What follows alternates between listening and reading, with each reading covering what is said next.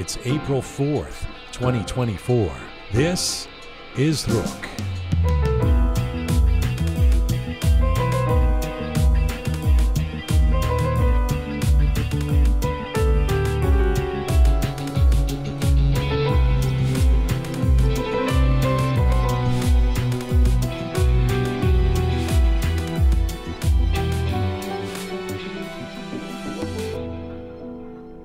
Hi there, welcome to episode 317 of Roqe. I'm Jian Gomeshi. Hello to you from Toronto.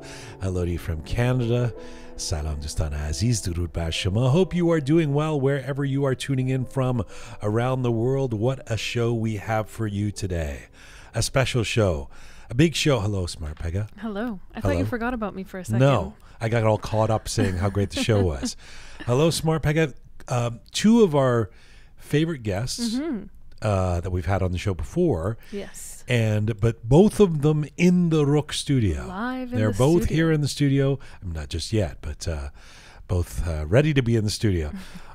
First off, talented Iranian-American he's a broadcaster on radio and TV in the past. He's a satirist.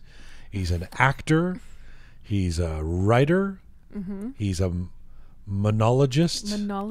He's a comedian. And the list goes on. Wow. Oh, I'm exhausted. Kambiz Hosseini will be joining me. I really enjoy my interviews with Kambiz, which basically involve me saying hello, turning on the mic, and him attacking me.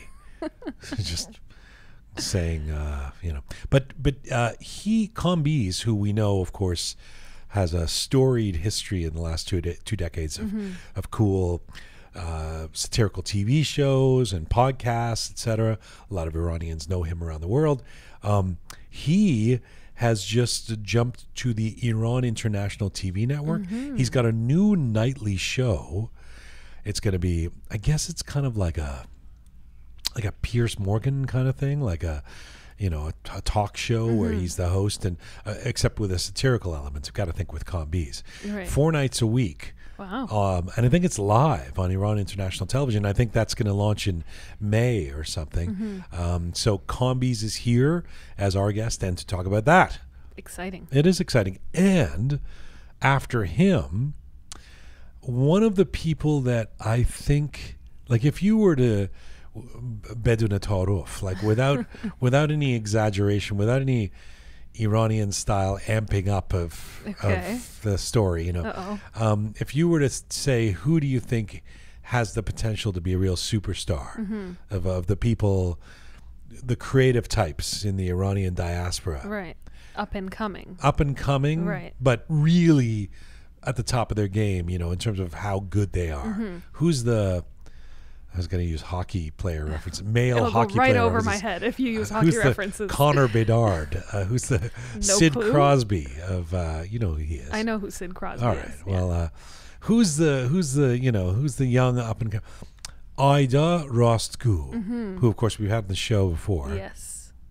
I think like a year ago we had her on the show. It's been a while. She's an Iranian-German. She lives in Hamburg, and in fact grew up in Germany. Speaks Persian, speaks German, speaks English. I think she like got old and turned 18. Like I think she's still super young. She's still a teenager. Yeah. And she is just remarkable in terms of her singing voice, her playing. She was trained as a classical pianist, and she writes and she performs, and so she is not just going to be here for a conversation, but a performance on a little keyboard over here. Which I'm so excited for because I'm such a fan of hers. In the Roqe Studio. She wrote a song called Sal No that she debuted at Nowruz time. Are we still in Nowruz time? Well, Siza Badar has passed, so I guess no. The Sizda Ruz have ended. So officially we're now I feel like I'm still wishing people a happy Nowruz. Yeah, because maybe you haven't seen them, but we're now past the 13 So if you days haven't of seen them, you celebration. still say it? Yes.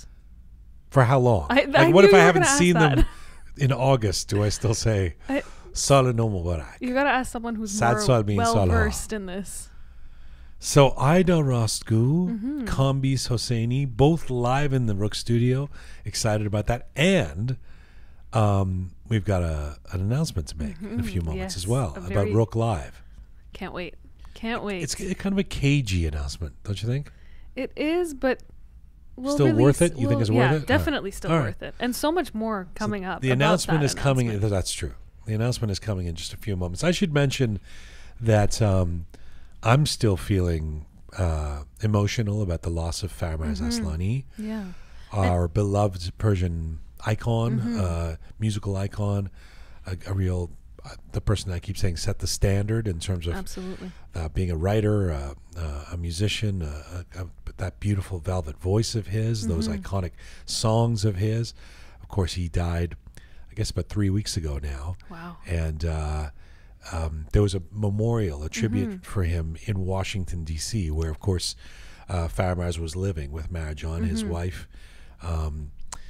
And it was on the weekend. I went. Yeah. I'm really glad I went. How was it? I was actually going to ask you. It was really beautiful. I have to hand it to the folks who organized it, including members of Marjan and Faramar's families, and Bita Melanian and Sia Mack, a bunch of people in D.C. who, well, Bita lives in L.A., but she's close with them and helped organize. Babak Amini played a big role in organizing, and Babak performed with some of the members of Faramar's old band. Rana Mansour performed. It was there was a few different people who came up and spoke. Dariush spoke. Shahzadeh spoke. There was a number of people. It was a beautiful tribute, but honestly, the best part of it was just being around people all weekend remembering Faramarz, you know? And I contributed a video. A bunch of people made videos. Right. Shapal Shabar, Ali Azimi, a number of people, and I was honored to be asked to make one as well. But very, you know, D.C., it's an interesting place. It's a much smaller, well, it's a smaller city than somewhere like Toronto or Los Angeles. And the Iranian community is very different from the community here. Much smaller, but they've been there. It's like this community that's been there for a number of years. They tend to be more like L.A., where there's that's been there for 40 years. There's a real strong legacy of the Iranian community in D.C., whereas somewhere like Toronto, some of us have been here for a long time, like you and I, but there's also been this influx of thousands and thousands of Iranians in the last 5 years. Not so much in D.C., but so you combine that community, many of whom knew Faramarz, with this beautiful, you know, D.C. has those big colonial American buildings that we don't really have here in a place like Toronto, which is a newer kind of city, I suppose. So it was very majestic. It was lovely. I saw some videos actually, and as you're mentioning this, the whole majestic buildings and that feel, that actually translated on some of the videos that I saw. It just felt so grand and such a great way to remember such an icon. Well, classy and appropriately so. We've talked about how classy Faramarz Aslani was, you know, and so it was a fitting. I mean, it was put together pretty quickly. Think about it, you know, like sometimes when an icon dies, they do the remembrance like 6 months later. They have a concert or something, because so within a couple of weeks to pull this together, and I had the chance to visit with Marjan, who's just so fabulous, and Faramarz's kids, his daughters, who are from England. They flew in, and they all have English accents, and from his first wife Marilyn, who was also there.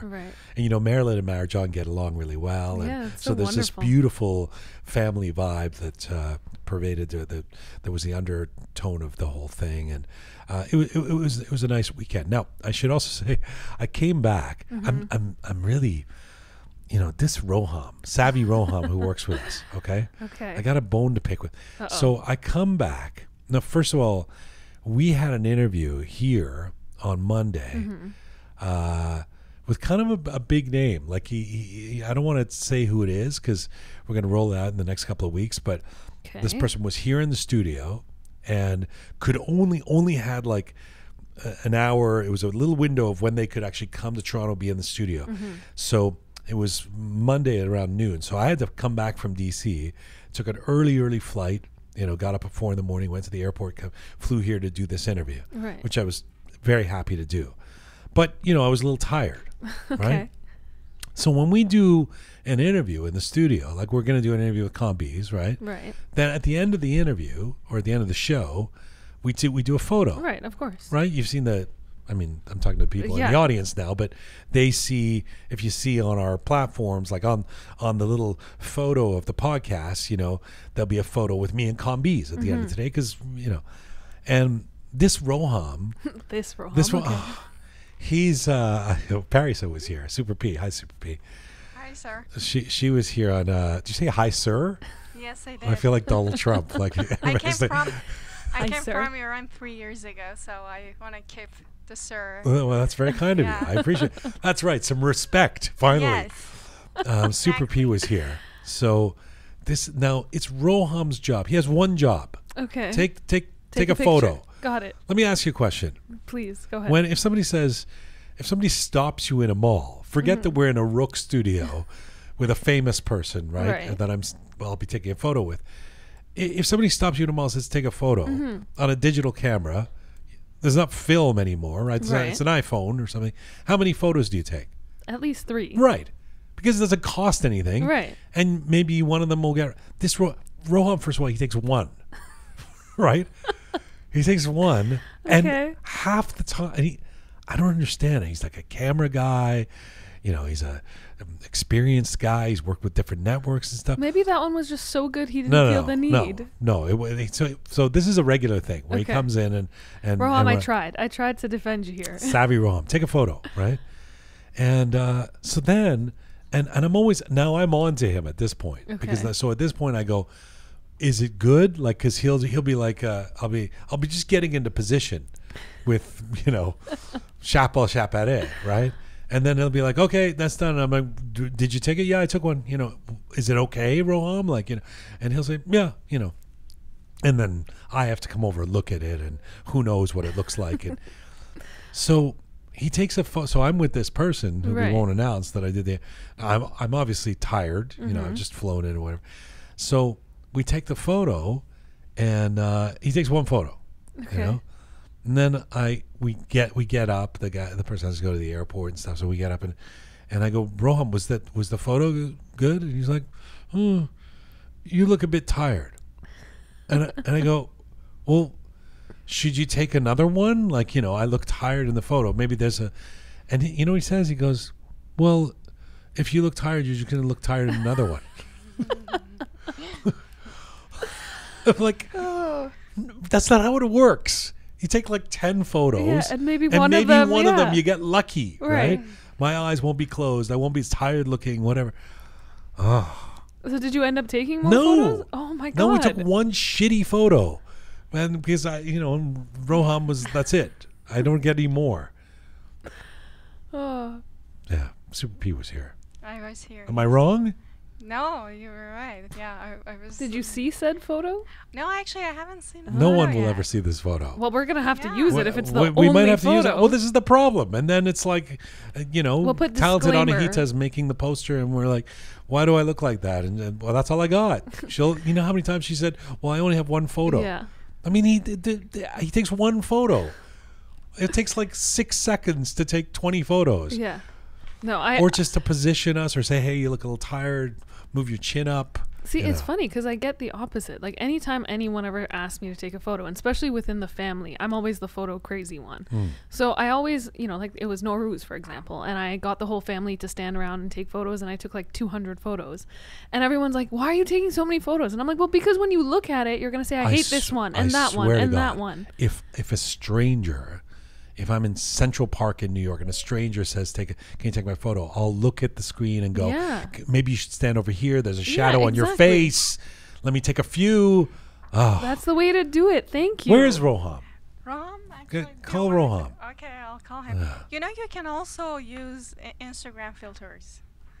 To do what? To make the photo. When you take the photo? Yeah, I think you Or can. after? Or you can I've seen this. Photo. I've seen that. Call Roham. Tell me. I've seen that you can take the photo. These people who take video, I still don't know how to do this. Yeah, I'm confused. Wait, this is new. Like I knew you could take pictures with filters. When they're taking the video, how many see this? They take the video and it looks really good. Like it's fixing it. What are they using? Like a filter? I guess a filter. Roqe, okay, Roqe's sitting next to. I'm just telling the story about how on Monday we had a special guest here. Right. And you take these photos, but you take one photo. You usually only take one, and I'm like, and so on Monday I was like, Roqe, how's the photo? And you said you look tired, and then I said, well like, should you take any more? And you said, no, no, you look tired, so they're not going to get any better. Do you remember saying that? Yeah. Well, and he still stands by it. Does it occur to you that you could take like 30 photos in 30 seconds? And you get fresh? After? No, no, but maybe one of the. See, this is what I'm talking about. Can you talk to Roqe? Like what? Roqe, at first I said maybe that one photo was great. I was trying to defend you, but apparently it wasn't. I mean, and you didn't take any more. Why don't you maybe see? I think the philosophy, Roqe, is if you take 25 photos, right, one of them will. Jian will get lucky, and his face will look better in that one. Oh, by luck. Oh, okay. Note to self: if you're taking photos of Jian, take at least 10. Take 100 photos. No, but the funniest part was that Roqe said, hey, "You don't look good." Yeah. Like, he was like, "Well, dude, you got the camera. Try a couple other photos." It was just a travel day. It's not going to get any better. That's what he said. It's not going to get any better. Oh my! Thank you, Roqe. You're welcome. You're the best. Thank you. You are the best, except for when you're taking the photos. There you go. Should we do our announcement? Yes, please. Right. I don't have any drum roll. Drum or roll? anything. Like, yeah. Should we get some? So we've got a new Roqe Live. Mm-hmm. I think we did Roqe Live. Yes, we did. Then we're going to do Roqe Live 2. That's right. And we're going to announce the date right now. Mm-hmm. What is the date, Pegah? May 7th. May 7th. Tuesday, May 7th. That's right. Where is it? It is going to be at Theatre Aurora. Aurora, Ontario, Canada, which is just north of Toronto. Mm-hmm. It's actually the place we did the last one. It is. Yeah. But we loved it. Lovely little place. We loved it. Very cool little theater. So Tuesday, May 7th. Now, here's the trick. The Roqe Live is happening. Yes, Tickets are going to be available as of Monday. Mm-hmm. But here's what's going to happen. On Monday at 4 p.m. Eastern, so that's 4 p.m. Toronto time. Mm-hmm. Figure that out wherever you are in the world. Yeah. We're going to post this on our platforms, who the lineup is. That's and I have to say, as good as the lineup was in Roqe Live 1, the lineup for Roqe Live 2, definitely better. Icons, yeah, I would say, right? Absolutely. Yeah. I mean, I don't like throwing the word icon around, mm-hmm. but I think in this case, it applies. I think so. It's quite a lineup. And I say better. I mean, don't get me wrong. We had a blast. We had Roqe Live. I didn't think we could beat Roqe Live. Yeah. And maybe we won't, in terms of how great the show was. But this lineup. Okay. So we're going to, on Monday, this is Monday, what is it today? April 4th. April 8th. So April 8th will be Monday. Yep. April 8th at 4 p.m. in the afternoon, Toronto. Oh, that's right. It's solar. Is it solar eclipse everywhere or just in? No, it's everywhere. But I think there's parts of the world where you see it more, and apparently Canada is one of the places. Oh, yeah. I guess the solar thing wouldn't just happen in one city. Right. The solar eclipse day is the day we've chosen. That's right. To announce our lineup. So Roqe Live will be announced at 4 p.m. and Toronto time. We're going to announce the lineup. Mm-hmm. But at 9 a.m., earlier in the day, on Eventbrite, mm-hmm. the tickets will be available. Yes. The announcement will happen on Eventbrite. The tickets will be available. You'll be able to see who the lineup is. We won't have announced it on our platform. So only people who are listening to this show right now and know this little fact will know that you can go and get those tickets before it's even announced. That's right. At 4 p.m. As of Monday at 9 a.m. and within the first 24 hours, mm-hmm. there might be some special surprises. There may be some special incentives like a deal. That's right. Okay. For 24 hours. So if you're listening to this right now, before Monday, April 8th, Solar Eclipse Day, and Roqe Live 2 announcement day, which is arguably as important as the solar eclipse. I don't know why it hasn't been making the news. That day at 9 a.m. Toronto time, Eastern time, 6 a.m. Pacific. I don't even know. 11, what is it? 2 p.m. in North London, where Arsenal plays. Though that time, the tickets will be the Eventbrite ticket. What is it? Where is it on Eventbrite? Eventbrite link. But what do we tell them? Where do they go for that? Well, if they go to Eventbrite and search Roqe, they'll be able to find the link. Is it Eventbrite/Roqe? I believe it's /Roqe Live, but if they go to the Eventbrite main page and they search for Roqe, they'll be able to find it. Why don't we just also put it on our website as 9 a.m.? We can definitely do that. So we'll put the link on our website starting at 9 a.m. We will not have announced it on our platforms, but the Eventbrite will be up, and if you get there in the first 24 hours, special incentives. And I think just be ready for this. Even if you don't live in the Greater Toronto area, this is a good one to come in for. Yes. After the last one and it sold out in advance and everything, people were saying, "Oh, how do we we should have got tickets." Here's your chance. And we're telling you more than a month in advance. May 7th is the event, Theatre Aurora. May 7th lineup, April 8th. That's right. Solar eclipse day. Can't wait. The hiding of the sun being a metaphor for dark metaphor for our show. All right, there's the announcement. There's the announcement. Poor Kambiz and Ayda. Why? Well, I don't know, because they're waiting. The interview's coming up. This was a very important announcement. I mean, me talking about Roham was probably not as important. We're coming to you on roqemedia.com, but one photo. Equally important, because now picture. anyone who heard this, and if they ever see you and you ask them to take a picture, they know. Take a few photos. Take a few. I mean, I thought that's like standard 21st knowledge. Century etiquette. Yeah. If somebody says take a photo, you don't take one photo. Mm-hmm. I agree. roqemedia.com, where the link to the Eventbrite will be on Solar Eclipse Day. You can link to all of our platforms: Spotify, SoundCloud, Apple Podcasts, Instagram, CastBox. If you'd like to see some visuals with Roqe, switch over to YouTube. Roqe descriptions and bulletins in English and in Persian. Check us out on Telegram.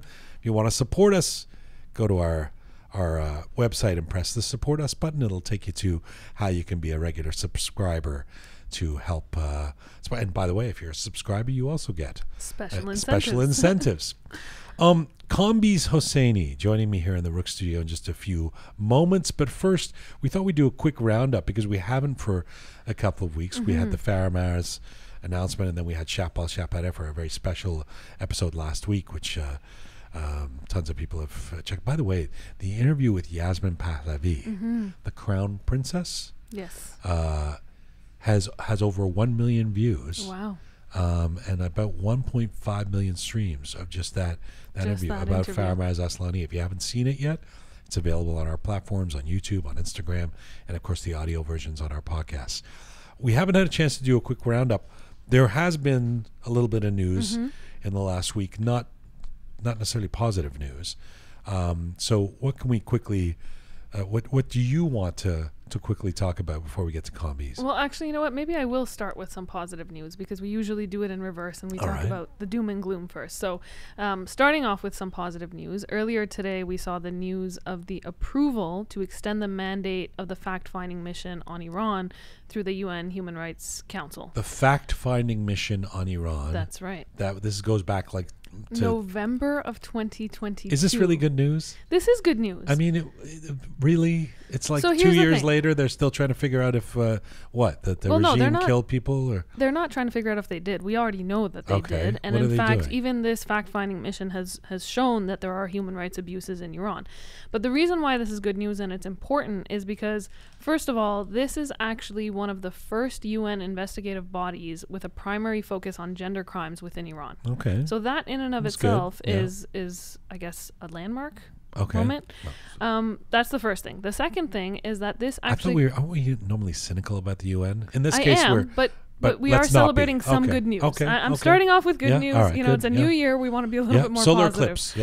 eclipse, that's the first thing. The second thing is that, as we've mentioned on previous roundups and roundtable discussions, this continues to keep eyes on the abuses of the Islamic regime, the Islamic Republic of Iran, and what they're doing and the crimes against humanity. You mean just this fact-finding mission would do you think it would actually affect the regime to watch their steps somehow? I wouldn't go as far as saying it'll affect them, but it will continue to keep everyone talking about it. I mean, the fact that this is brought up again in the news, even after 2 years, there's conversations that are revolving around what is actually happening in Iran. And that in and of itself, I think, is something to celebrate. All right. So I wanted to start off with that. Okay. I won't go Good. too much into detail about it because you know, I'm sure people can look it up. That was the first thing. The UNHRC. That's right. Continuing its fact-finding. Good. Yeah. I'm assuming you're going to mention Puri Azerati. Yes. The Iran International interviewer, anchor, host, who this was news that he was stabbed, right? March 29th at around 2:30 in the afternoon, I think it was. He was attacked and stabbed and sustained injuries in front of his home, actually. All right. The reports indicated that 2 men attacked him and then continued to flee in a getaway car with a third individual. The latest has shown that those same individuals have now since fled the UK. Left the country. Actually, immediately after. Quite conspicuous. There was reports that they dumped the car and fled all within a matter of hours after the incident took place. And, you know, I mean, again, this is something that happened a couple of days ago, and I know a lot of people have already heard about this, but the reason I wanted to talk about it is because this isn't so much about this one isolated incident. It's about the fact that we're hearing more and more about attacks like this or threats like this on journalists, of Iranian journalists.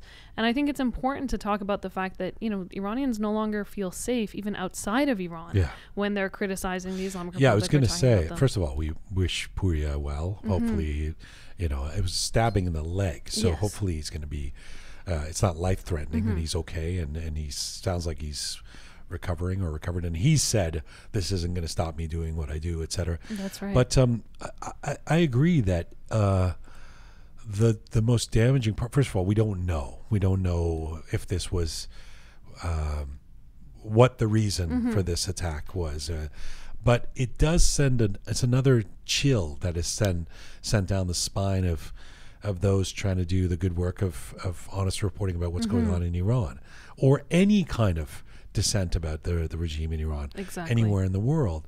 And that's sad and scary. Very scary. And I think, you know, one thing, I was actually talking about this with a friend of mine, and I think the international community needs to put pressure on the countries in which they reside in. So, for example, if you know, something like this were to happen in Canada, I would want answers. I would want answers about why it is that individuals, and let's take a step back from the Islamic Republic, any individual who can do this and then flee within hours, I'd be worried about my safety. And I think we definitely need to put pressure on you know, the countries that we're in for that reason. Yeah, a lot of folks, you know, even when it comes to this show, which is not a political show, but sometimes we can't help but go there. I mean, how do we not mention what's going on in Iran, etc.? We've had the occasion a number of times where a guest really wants to come on but says, I can't, I'm worried about it, I don't want to, you know, I don't want to say anything that could put a target on my back, I want to travel to Iran, that type of thing. And so these are decisions that people have to make, especially if you're a public person, and especially if you're a public person working at a network that is very I mean, Kambiz is going to Iran International. Not that he's ever been any friend of the regime, but you know, they're pretty blatant, pretty clear about their position on the Islamic Republic of Iran and its leadership. There's no questions around that. That's right. So it's there's a baked-in risk, and kudos to those who take that risk. And I always appreciate people who come on this show, even though we're small time and we're in English. Everybody says the regime doesn't care as much when you're in English. I think that's probably true. We've had our own issues with threats and things like that, but I you know, maybe I'm being optimistic. But anyway, I get your point about anything else you wanted to mention? And then the last thing I wanted to talk about, again, something that came up in the news, which I'm sure many people have heard the news story, is the attack by Israel on the Iranian consulate in in Syria. Right. And so that there's been reports that in that strike, which happened on Monday, I believe it was, there was 7 people who were killed, including a top commander and his deputy, Mohammad Reza Zahedi and Mohammad Hadi, I'm going to butcher this last name, Haji Rahimi, I think.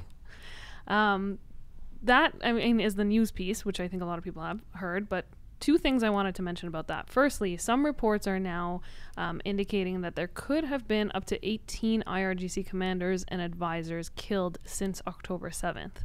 This is the first that we're hearing about this, and I'm sure more will come of this in terms of who they were and where these incidents have taken place. And secondly, I wanted to presumably talk about... we're talking about outside of Iran. Outside of Iran, of course. Mostly in Syria, I would assume. But like I said, this is an emerging report.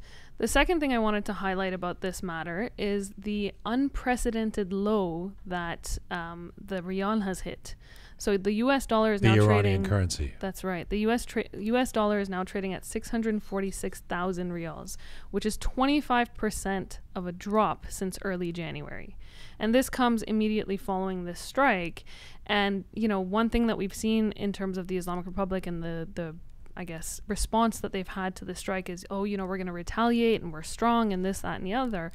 And yet Iranians inside of Iran are taking this as an opportunity to heavily criticize Ebrahim Raisi's, I guess, approach to the economy and voicing their concerns about pricing trends on essential items. And I know this is something that we've talked about before. Sorry, what's the, I'm sure this is very naive of me, but tell me about the correlation between an Israel strike and then the currency with the U.S.? So anytime we've seen any sort of incident take place where the Islamic Republic comes out to try and show a brave face, as in, you know, most recently they've come out and say we're going to retaliate as a result of this strike.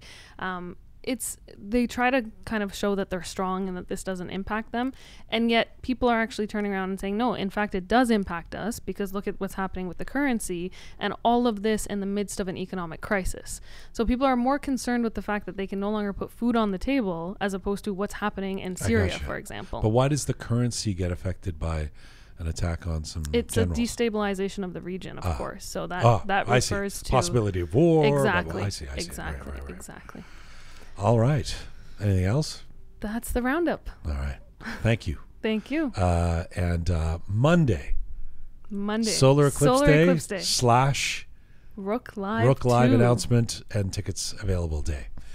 Let's get to Pegah. I'm going to trade you for our first guest. All right. My first guest has walked in the studio. He is our real returning champion. One of the. You really don't want me to do an introduction? Because you've done 100,000 times. It's an homage to you. I understand, but I think your audience already know me. Oh, look at you. People think I get paid. Now everybody knows you. People think I work here. I just because I've been here for about 3-4 times. Yeah, go ahead. One of the best and most prolific TV podcasts and radio hosts in the Iranian diaspora, Kambiz Hosseini, has most recently been the host of Paradox, a Persian political satire show and podcast that aired on Radio Farda. But actually, now he's moving on to be one of the big new stars of the Iran International TV network, where he will be hosting his own nightly interview show starting in May. Our little boy is growing up. Kambiz is well known for co-creating and hosting a popular TV show called Parazit from 2009 to 2012. He was also the host of the satirical news program Politique, programs that rhyme with each other. He's been featured on many media outlets like CNN, Fox News, PBS, NPR, PRI. He has a huge social media following. He's beloved. Look, I wrote this. He's beloved by Iranians inside the country. Sure about that? Well, you told me to say that, right? And around the world. Right now, Kambiz Hosseini joins me in the Roqe Studio. Hello, sir. Thank you, man. I'm glad I'm here finally, like in person, seeing you. I was gonna say that the other night we met and we had this beautiful, lovely dinner that you paid. I took you out for we went to let me just explain what happened. I took you to this Greek place, kind of a well-known Greek place in Toronto. It was historical. And you said, just order some food, man, because you were about 45 minutes late. So you texted and said, order for. So I ordered a whole bunch of food. Oh yeah. Turns out you don't eat food. You're on some crazy diet thing where you just don't. So the food was sitting there, and then at the end of the night, I was like, "Would you like to take this food?" How do you look so good if you eat all those carbs and rice and potatoes? I what do eat you a do? lot. But your exercise, what do you do? I work out every day. Every day. 90 minutes to 2 hours every day. Every day. Every day. But by yourself, personal trainer? Yeah, by myself. No, with a group. Yeah, by myself. I don't know. I mean, yeah. What do you do? Cardio? I can't. Kambiz June. I can't do this thing of not eating rice and bread. It's never going to work. I love food. I love pasta. Food. I can't give that shit. I love chocolate. Me too. I love food. I love alcohol. I love many things, but I'm lazy too. I can't. It's just. Yeah, you got to be active. Yeah. But I mean, so anyway, I ordered all this food, and we sat there, and I ate it. And then, then there's a whole bunch of food in front of you, and I said, "Oh," they said, "Do you want to box that?" And then you were like, "Box it and take it back to the hotel." Who does that? And I was like, I did that for 10 years on tour in a band. That was like the most fun part. Take it home. Band is different. You want to save money because you're traveling together. I still want to save money. What were you going to say? I was going to say that and then you were nice enough to bring me a copy of your book. Yes. One of your books, right? 1982. 1982. So I usually read a book before going to bed. And I have a book right now, which is something else. So I go back to my hotel. What is the book that's something else? I'm reading some motivational stuff right now.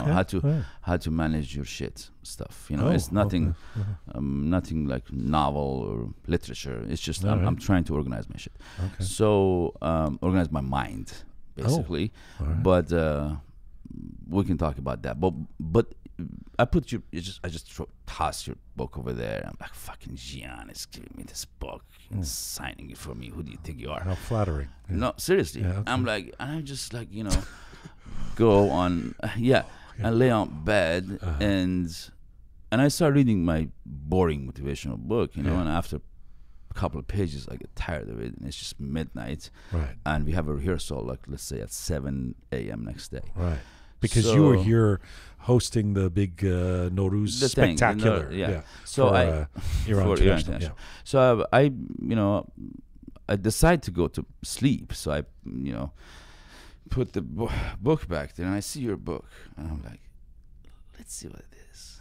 Let's just give this guy a chance, So I'll grab your book. Next thing I know, it's fucking 4 a.m. Oh. And I'm still reading this thing. The story turned around. It's just fucking amazing. Writing, engaging. Are you being serious? Yeah, man. I'm like, fuck you, Jian. I have rehearsal at 7 a.m. Right. So it's a lot about music, and it's down your alley. It's just your style of writing is very engaging, and it's basically, I say a lot of basically. I use basically a lot, but basically, you write for people like me who like to read out loud. Right, it's a kid's book. Yeah, no, I'm kidding. No. It's you're writing. Yes, it's written as somebody. Then it has a rhyme, and I don't know how you do, but it was beautiful. I think you should write more. Thank you.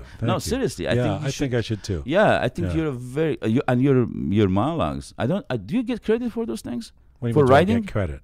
For writing? From whom would I get credit? I mean, you get a lot of credits because of once in a while somebody comes up to me and says, but for writing, nobody. Do people know that you write those shit? No, they don't. No. And what's funny is once in a while somebody will come up at like an event or something and go, "Oh, Jian, we like Roqe, and those monologues, those essays," and ask me who writes them. Yeah. And I'm like, what the what am I? I mean, I love our little team here, but who's got the time to write me a monologue? Yeah. So and then or the resources. I was always. But by the way, thank you, because coming from you, that's a real compliment, because you're a writer. You're a great writer. See, I have you write all your stuff, right? Sure, but I have the same style. I was always in awe of your delivery of the monologues before in your previous shows and years. Yeah. Before. A lot of people have said you've been copying what I do. Yeah. Go ahead. Yeah, but it's just No, it's and then I was like, how this guy's like very, because you write for yourself. This is what I've done all my life too, before even knowing you and copying you. So I don't write for myself. What do you mean write for yourself? You mean journal? No. Oh, The monologue, you don't write it for somebody else to deliver. No, it. yes, I write. That's like a singer-songwriter. Exactly. So you song, know. Yeah. So, but I like sometimes when I write something and when I give it to other people and they read it, it doesn't make sense for them. I'm like, what is this? But I know how to deliver it because 100%. Yeah. So yeah, that's what I was going to say. And the reverse is true too. I mean, the dream is to have somebody who can write in your voice. It's hard to find that person, and you have to be very close with them. They have to really be a great writer. But that's the dream, right? And that's these guys. We were talking about John Oliver the other night. These kind of guys who have some people in their team that know their delivery, know them so well at this point that the team of writers can write their stuff for them. But what happens in that writing group, that they actually write something, and at the end, people like John Oliver, Jon Stewart, or all those people, or Colbert, they edit to make it their own. Sure. Yeah. But you're right. By this time, after all these years, especially with Jon Stewart, case of Jon Stewart, the writers that have been with him for 20-some years, they know him. They act like him. They laugh like him. They have the same sense of humor and everything. Right. So, do you like writing? Because I'll say that I do actually think that I can write good stuff sometimes, but I've never loved the actual process. Man, it kicks my ass. You have no idea. It's just, you have no idea how hard it is for me. My creative process is fucking. I give birth. It's painful, especially writing from scratch. And like, I hate to segue into asking you about your new big network thing, but are you going to be writing for that show? Yeah, I mean, it's just the personality that I have in my shows. The personality comes the way the guy talks. That comes from the writing. So the way the guy talks, the guy in my show. Meaning you? Yeah, the character. I have a character. It's a character. It's not you. Not really. That's not. I play a character. Yeah. What parts of the character that we hear when Kambiz Hosseini does a show isn't you? I'm darker than that guy. I'm more frank. I curse more. So the person on the air is a better person than you. It's a little bit clean version of myself, maybe, and then in real life, maybe I'm more. I profess some sort of intellectual depression that I don't do that in my shows. Maybe. In my shows, I want to, Is that who you are? Have you always thought of it as a character? Yeah, always. And all the programs you've done, you've always. But when you're hosting the Nowruz special for Iran International, is that a character too? Sure. Yeah. Really? Yeah. That's not Kambiz Hosseini. It is Kambiz Hosseini. It has my value, but that's not how I talk.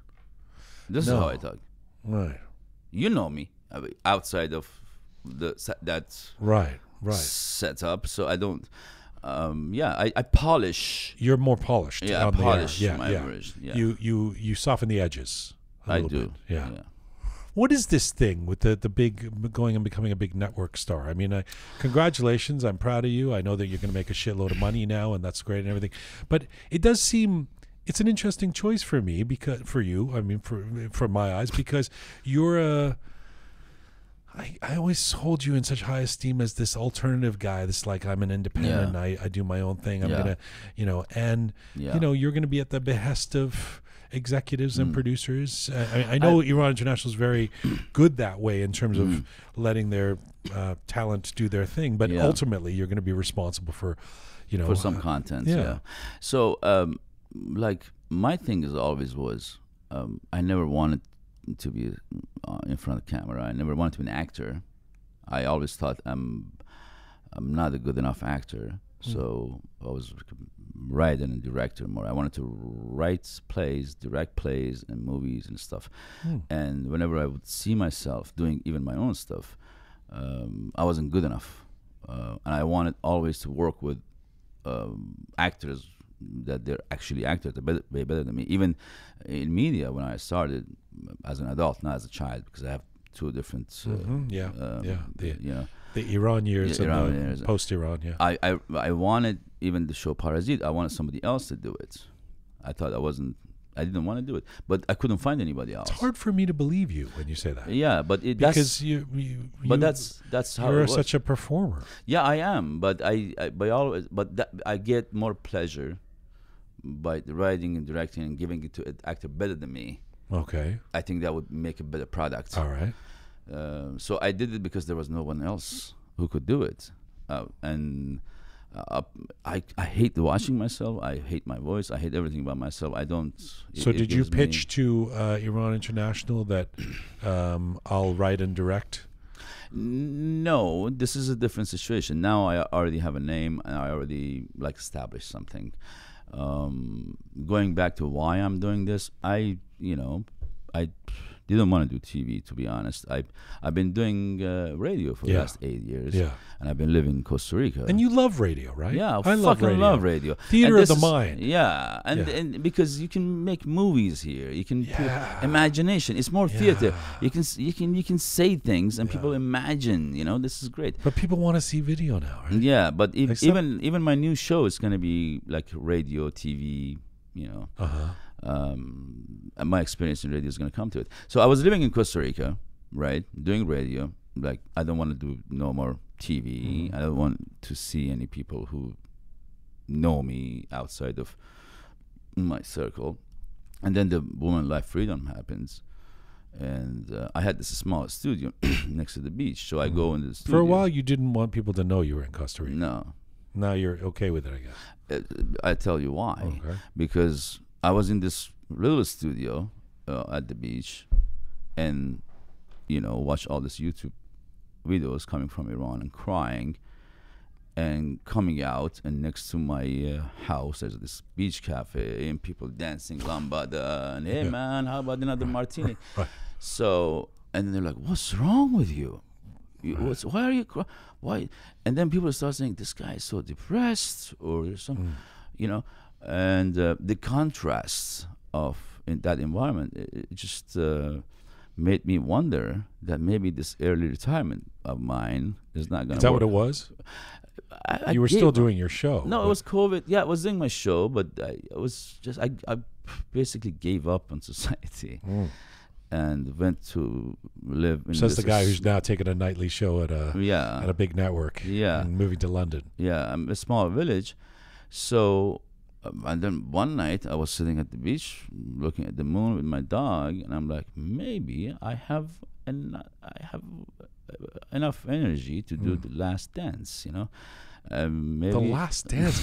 What do you I love Michael Jordan. I love Michael. I know, but he's an athlete that can't do his career after the age of 40. You're a broadcaster who can do this till you're another 50 years. But I'm inspired by Michael Jordan. Okay. So I would love to. You see yourself as a 7-foot tall black man. So he came out of retirement and went to DC. Michael Jordan did. When he played baseball? Basketball. No, remember he played baseball? Yeah, and then after that. Okay. Right? Yeah. So I did the same. I went to DC. Did you go to LA? I went to LA first. First of all, it's so confusing. What's the chronology here? You had a new show on VOA, didn't you? No, Radio Fardo. Radio Fardo, sorry. That's right, Radio Fardo. VOA is not the new show, it's the same show, but we changed format. But you were doing it with on TV kind of or something. No. We changed. We changed format, and it was like a 25 minutes recorded show. We made it like a 90 minutes live. Okay. That people would call in. It was like podcast. And then all of a sudden that stopped. You had launched that, and after 7 episodes you said it was like when Robin Van Persie went from Arsenal to Manchester United. Like suddenly he was on another team, and and suddenly Kambiz is with Iran International. So did they poach you? Did they come and say? So I wanted to look. I created a radio show, that 90 minutes live show. I wanted to put camera on that show and make it a TV show. I wanted to do it for Radio Farda, but they didn't have budget to do it.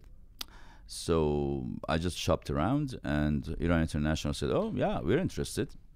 But they came to the LA. They saw my studio, and they're like, "This is perfect, but we have better studios.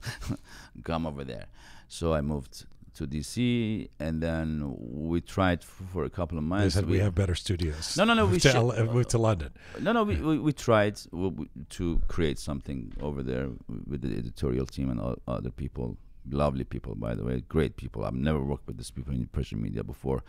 Seriously, it was one of the best places I've ever worked in Persian media outside of Iran, even inside Iran. Very, very modern, very up to date. This is Iran International in DC. In DC, okay. Even London, yeah.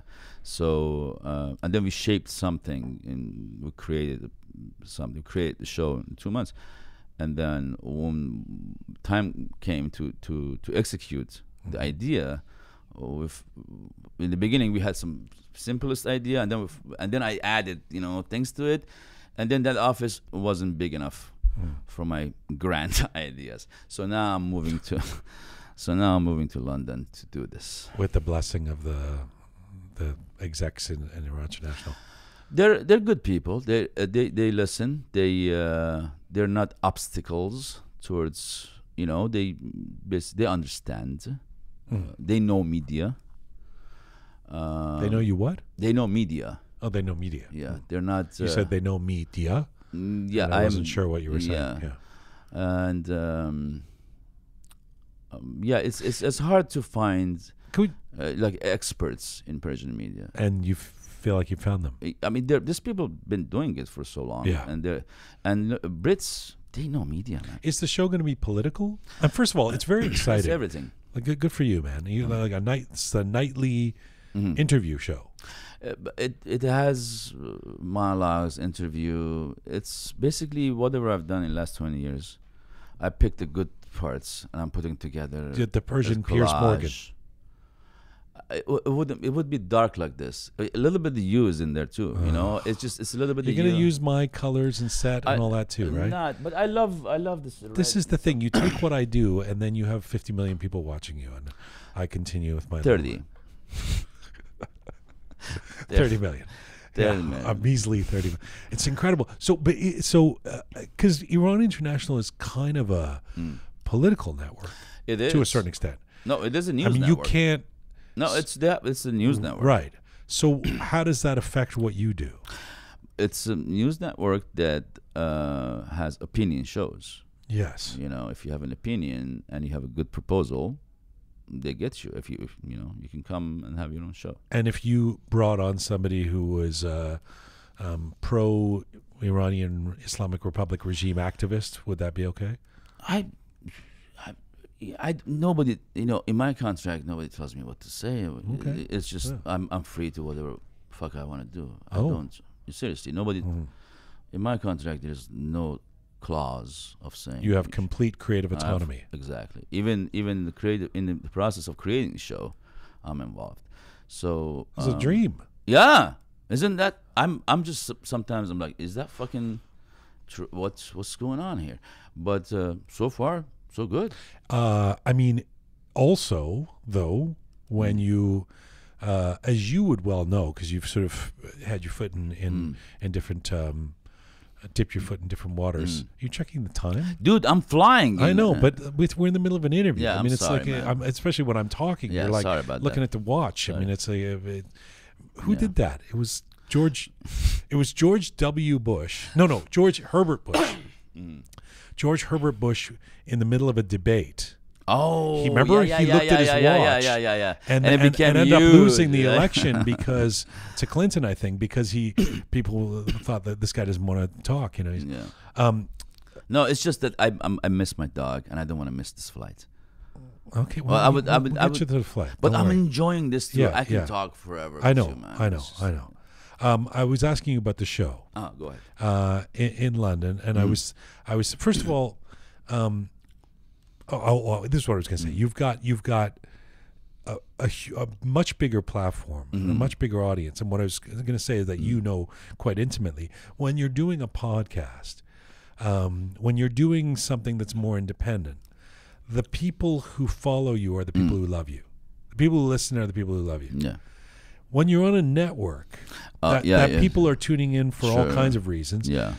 Amongst them being, there's not a lot of other options. You're in Iran and you've just got it's on all day. Yeah. Then it's not everybody who's going to be catching your show is going to be the Kambiz Hosseini fan, right? Sure. They're going to be like, oh, this guy's on again. You know what? So you may be getting more feedback that is not just fan mail, you know, that than you would be in what you've been doing more recently. Does that make sense? And are you ready for that? I always in my life loved to jump in water that I didn't know the depth of it. Always, you know. And it's just it gives me the rush, the challenge, you know, bring it on thing, you know. And even failure, the hurt, the pain, I'm addicted to it sometimes, you know. I'm like, now go prove the world who you are again, you know. So yeah, it's so the answer is you are ready for it. Yeah, I just want to test myself again, you know. And I don't want to think that I've done anything before. I'm reinventing myself from scratch. I'm not looking at back. So I'm not building something upon what I've done before. I'm just like, maybe this is the first time I'm doing something, and how do I do it?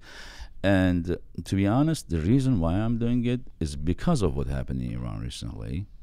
And I thought that what would be my contribution to this movement.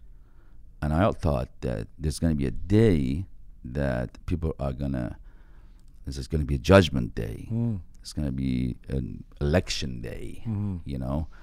And all I can do is just give people enough information that when that day comes, they have enough information to pick the right person. I love it.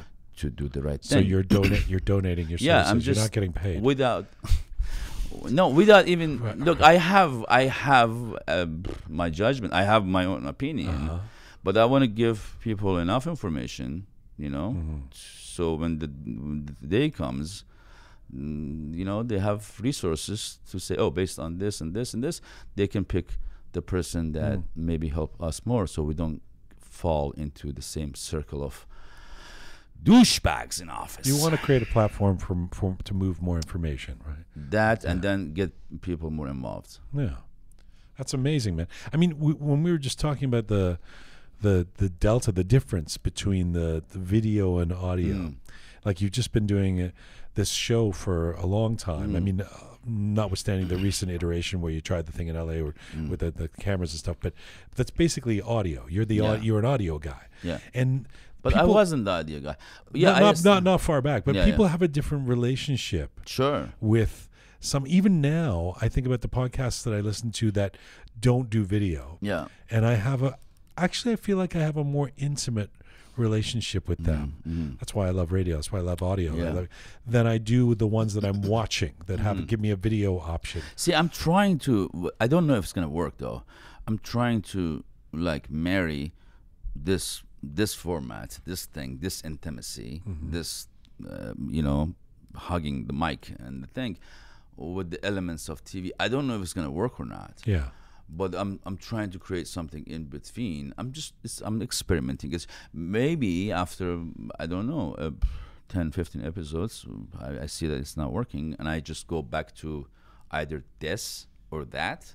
Like, let's say the political satire show, like a Jon Stewart show with the over the shoulder thingy, and then sound bites, this, that, hey, ho, and then somebody acting, looking at the camera, or I'm gonna go back to this setup where I'm sitting with the thing and then not looking at the camera and just like interviewing people. I don't know. I want to try something new, and it's very exciting for me, Jian. To be honest, you should be happy. Exciting for anybody. You should be happy for me. I am. I'm thrilled that you read my book till 4 a.m. and dude, it was engaging. No, it's just prove to me that you read the book. What was an engaging part of the book? No, seriously. Okay. No, let me. What's a takeaway? What's a takeaway from the book? Hold on. You're such a child inside. And well, the character in the book is a child. No, he's 14. Even, but you were. I know, but you're inside. But you wrote it when you were. Yes. You know. Older. Yeah, older. And to be honest, the comparison between that guy and the guy that I know, and the vulnerability of you, same. I don't know if I should bring this up or not, but I've been talking to you about how sometimes you may be so sensitive about things, you know, and I find some honesty into these things, you know, into your adult version and that guy, right? So and the whole idea of you're still that guy, and both the 14-year-old version of me and the current version want to be Bowie, and both fail badly. So you still want to be Bowie, and I would love to be, and it's not happening. Who doesn't?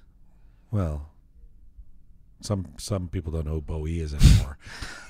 No, David Bowie, by the way, is who we're talking about. Yeah, who doesn't want to be David Bowie? Are you kidding? Well, yeah.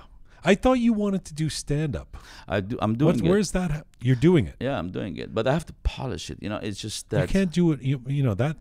I mean, even the people friends of ours, right, that are in comedy, they still have to go to the comedy store in LA 5 nights a week to That's be how working. You polish it. Yeah. So you're not gonna be able to do that by doing a nightly show in London. In Farsi. In Farsi. Yeah.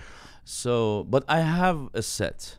I have a story about how I became this person who is at the stage that night.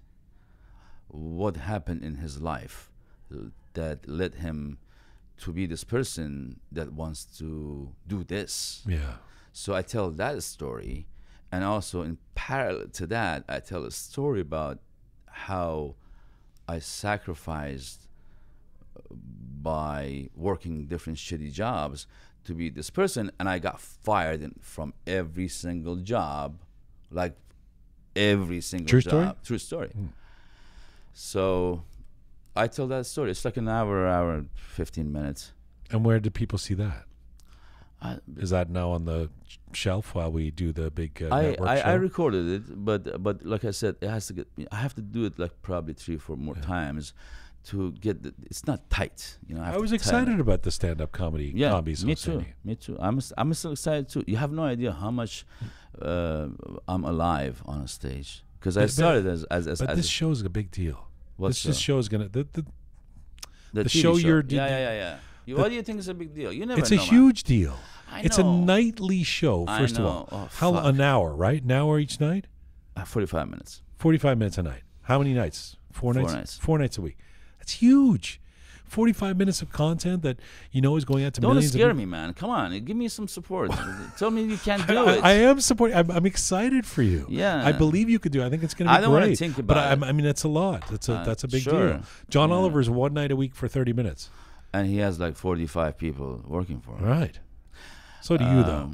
You're on international. No. Not the Saudi money. I'm not. Did that give you pause at all? Where the money's coming from? Did you have that ethical question? Well, I always say look at my content, because I was working for VOA, Voice of America, and Radio Farda, and before that I was working for Sada Sima, you know. So basically, all state sponsored. I never had a chance to have a producer who comes to me and say, "Hey man, I have no baggage, no background, nothing. This money is yours. Do whatever the fuck you want to do."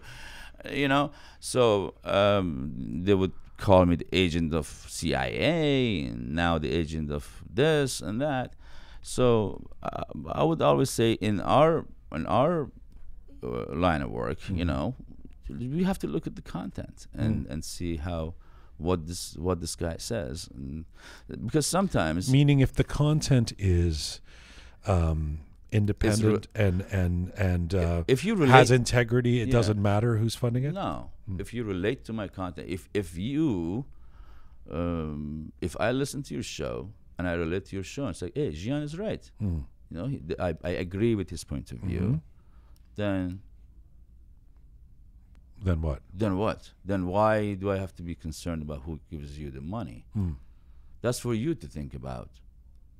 Well, okay. You know? Yeah. I mean, it depends on if the money is coming, maybe not in this case, but we can use a hypothetical example. Yeah. If the money is coming from an extremely unethical source, that's a different situation. I'm not.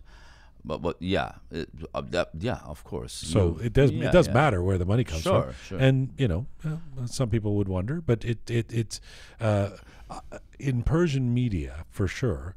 You have no choice. It's going to come. You're either. I mean, the BBC is a state sponsor. Yeah. You don't have a choice. Yeah. And the ones who tried to do so independently. Yeah. Like Manoto or our buddy Cave on I'm there. not sure that Manoto was too independent either. Exactly what I was going to say. Yeah. When they try and do it independently, that even in that case, there's going to be stakeholders. There's going to be someone who. But I do respect that they tried to give it a go without state funding. Respect who? Manoto. I do. We don't know, man. We don't know where the money came from. I have my doubts, but. Don't you think? I love Kayvon. I love. Don't you think we? Don't you miss? I think Manoto. No matter what people, whether they're fans or watching it all the night time, I feel like there's a hole. There's a hole where the place of Manoto was. I feel with the Nowruz programming, for example. I was sad. I was sad when they decided or whatever they got forced to close down, because Manoto was a very successful network, and I'm like I love media, and I love to see successful Iranian media, and I love Kayvon. I love his vision. I love who he is. I love what he created. I love those people, and even though I wasn't the basically avid viewer of the network, but I thought it was necessary for us Iranian to have something like that. And you're right. Now that he's not a fan of Iran International. Who? Kayvon. Well, people have opinion. The competition. Yeah. I'm not a fan of Arsenal either. That doesn't make me. Listen, come how dare on. you? There's two things in life: David Bowie and Arsenal. That you don't come into the studio and trash. David Bowie. You were doing good with Bowie. No, David Bowie, but Arsenal. No, I'm just saying they're entitled to their own opinion, man. But I'm not. I love this. This is the now you're playing the character. No, I love this. No, you are. No. Because at the Greek restaurant the other night, you talk all kinds of shit about things that you don't. I mean, like what? What did they say? Well, you have opinions. Yeah, I do have opinion. I don't want to betray you. No, I do have opinion, but that's what I'm saying. People are entitled to their own opinion. Okay. Aren't they not? Before I let you go, I know you. I don't want you to look at your watch again. No, but I have to. It's exhausting. I know you got to get a flight. Yeah. Your dog is waiting. Yeah. I know. By the way, no relationship right now. No partner. There is. No. Because that's going to be confusing going to London. No, yeah. You have to transport the person. I was deeply in love up until 2 months ago, and because of all these moves that I made, I fucked it up, and the person that I really loved, she decided to break up with me. Rightly so, I think, because you cannot, expect people to just move to another city and say, "You come," and the long distance never works. No, I don't think so. Long distance with a view towards being back together again. No, not possible. Yeah, I had that. She didn't. So, wow. So you picked the ship over you picked the career over the love of your life. Sorry, I don't mean to depress you. No. It's just I had to do this show for my own sanity. Wait a second. Let me just defend you for a moment here. It was a difficult position for me, man. If she loves you and supports you, then she'd be excited about this. Sure, for you, right? And she was. Okay. Yeah. All right. So you don't want to talk about that. No, it's just nobody wants to talk about shit like this. But so it was painful for me, to be honest. Let me tell you this: it was painful. I'm heartbroken and all that. I wish I could put all this in one city, and I wish everything was perfect. I'm sorry, but it's not. I'm sorry. Thank about you that so for much. you. And your dog is coming to London? Yeah, my dog is actually border collie, so that's like a British border of England and Scotland. Oh. So he's going back home. Come back home. All right. Yeah. And what I was going to say before I let you go, I always check in with you about this because, you know, the last 2 times you were on the show, the first time was right after the killing of Mahsa Amini, and at the as things were ascending in the Women Life Freedom movement, and you were cautiously optimistic. You were cautiously optimistic. You said this time is different. You were, excited. Then you were on last year, I think, and you were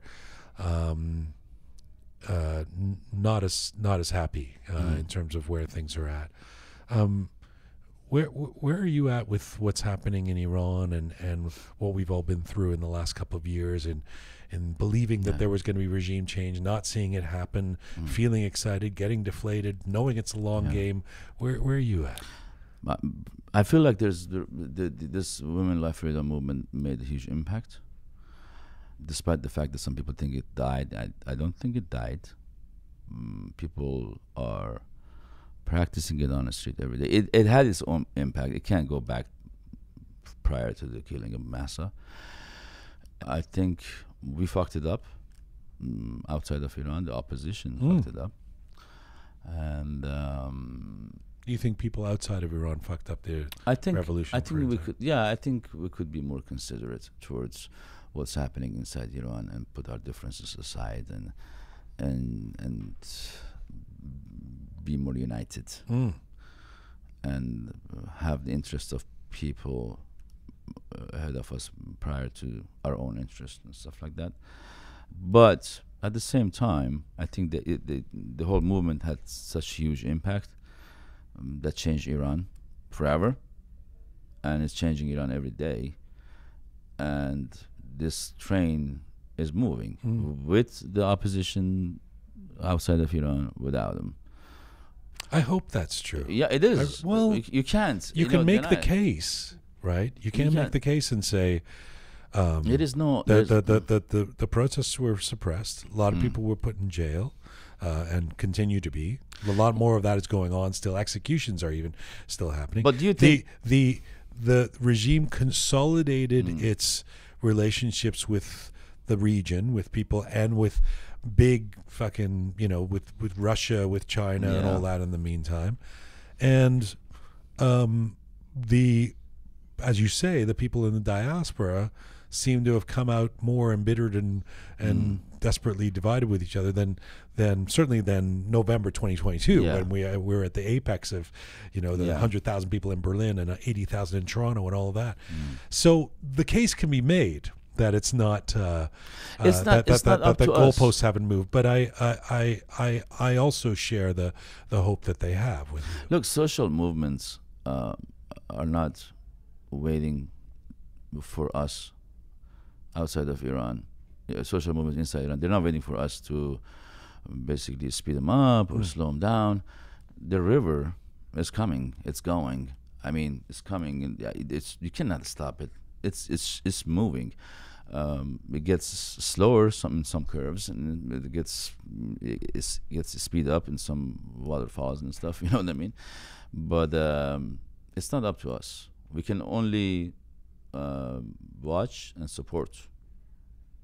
If something is going to happen in Iran, it's going to happen, man. And I think it already started happening, and the change is but not if it's drastic. Not up to us, then how was it that the divisions on the outside didn't create the conditions? No, I'm saying the movement. The movement is happening with or without our help, as it should.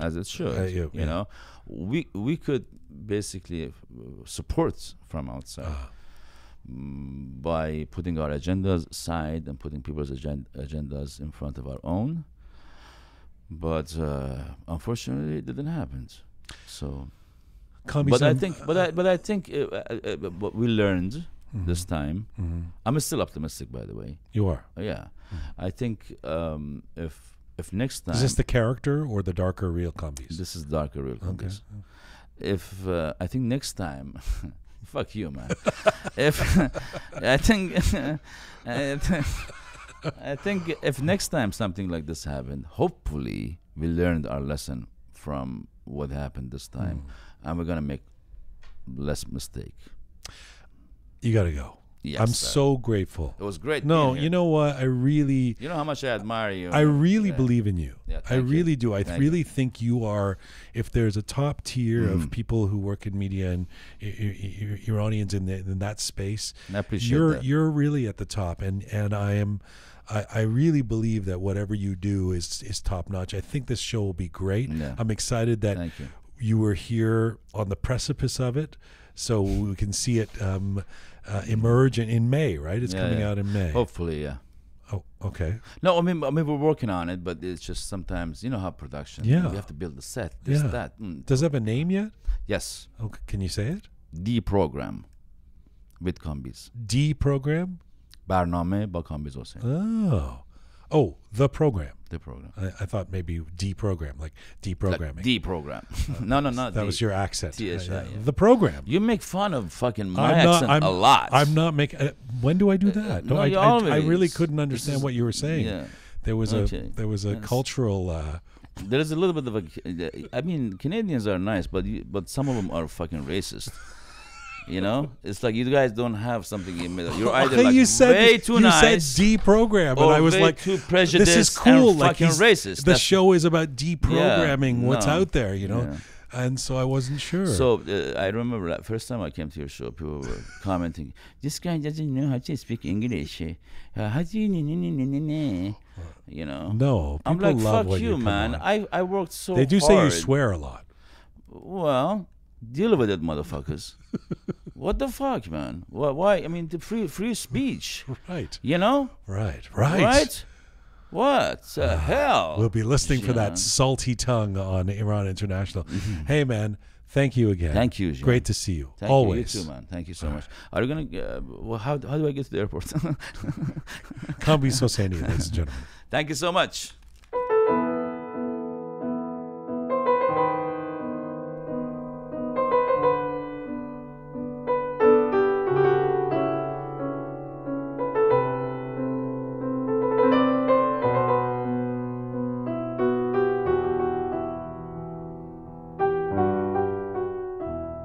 This is Roqe, episode 317.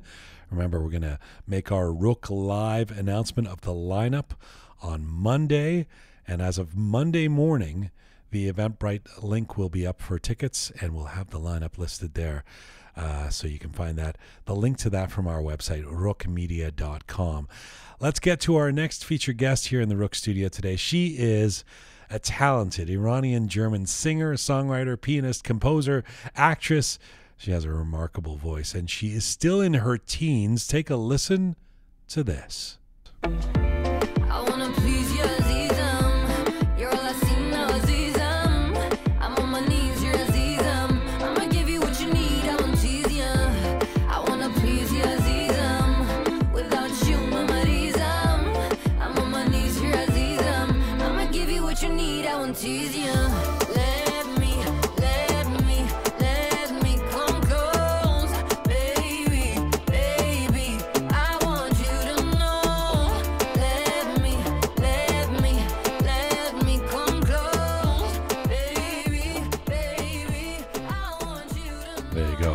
Little taste of Azizam.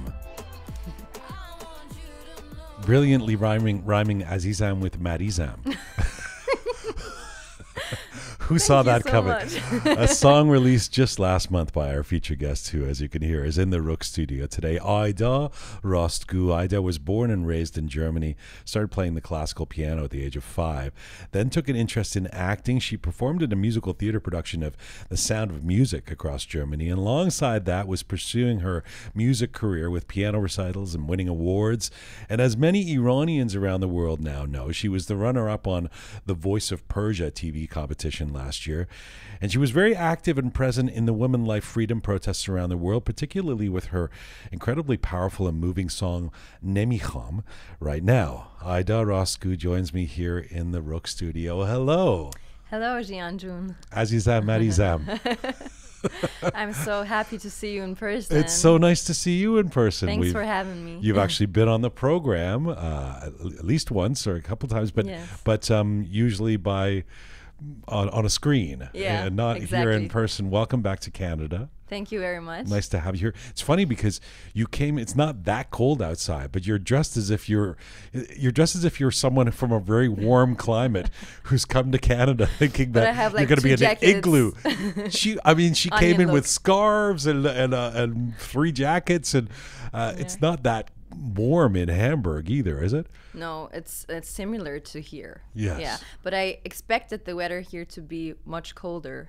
See, even you're bringing your stereotypes about Canada. It's not that bad. Yeah. The last time we spoke was almost a year ago, and you'd been here for that For Iran, that huge concert at the Scotiabank Arena.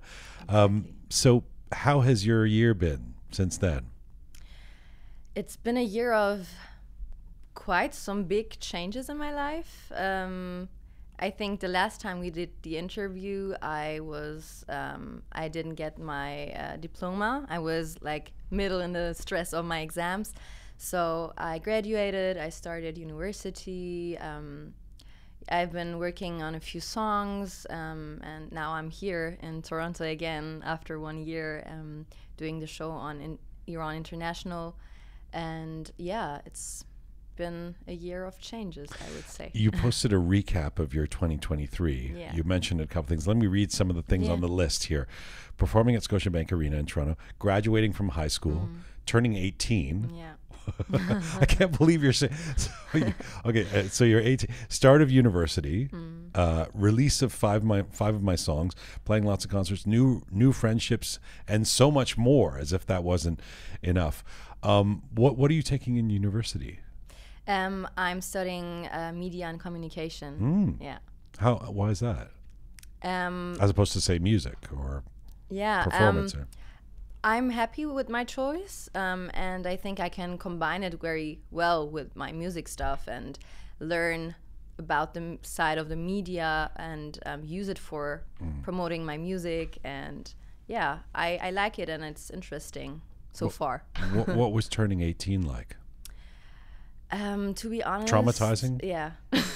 I'd say that because I was not so happy about. So many people 18. Like me will go, "Oh my God, she's so young," and look at. But I remember when I turned 18, I was like, "Damn, this is old. Yeah. I'm so old now. The teens are almost done." Yeah.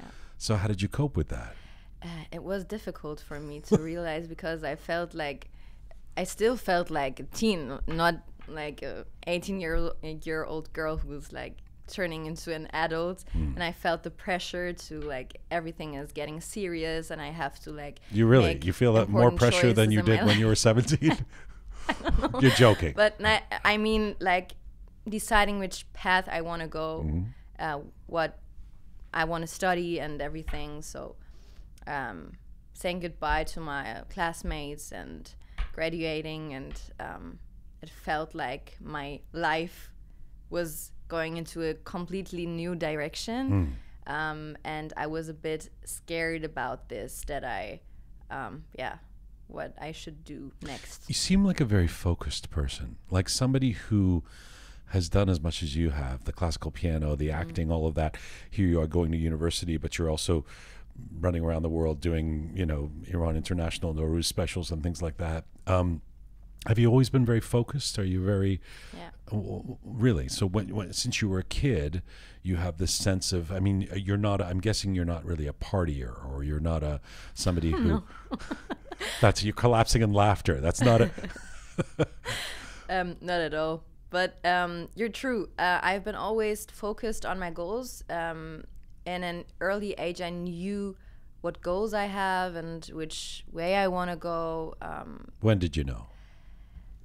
Since I started music when I was like 5 or 6, I knew about my passions and about my goals, and I always wanted to be on stages. I always wanted to sing and play the piano and create music, create songs.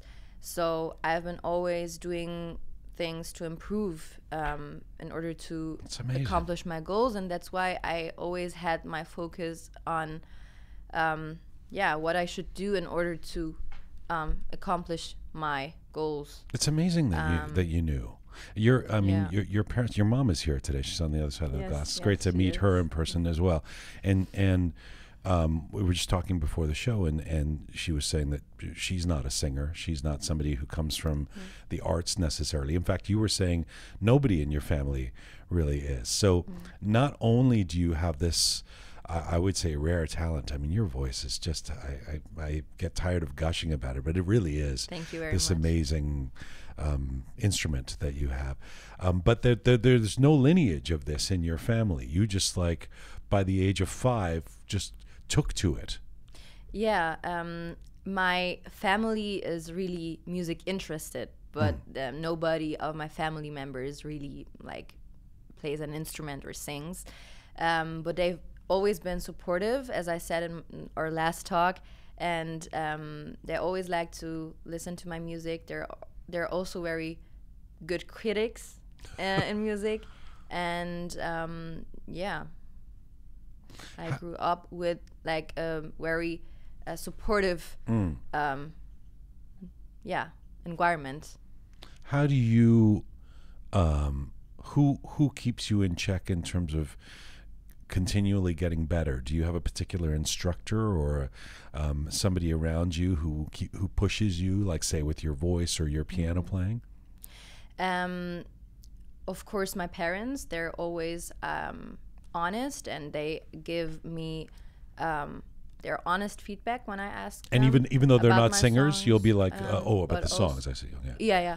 But also I have a voice coach I work with, and my aunt, she's also a very good supporter, and also a good critic, and very honest in her feedbacks. And I try to ask professionals like my voice coach or my piano teacher, and people who work in the music industry and can help me. Yeah. You seem very both self-aware but also confident. How do you deal with criticism? If somebody says that song sucks, how do you feel about it? Can you handle that? It's interesting that you say that I seem confident.